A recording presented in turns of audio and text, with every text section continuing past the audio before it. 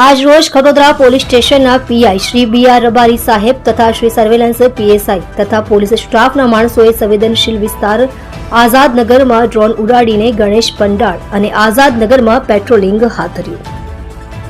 તમે જોઈ રહ્યા છો લોકચક્ર ન્યૂઝ 24 ઇબ્રાહિમ શેખની સાથે.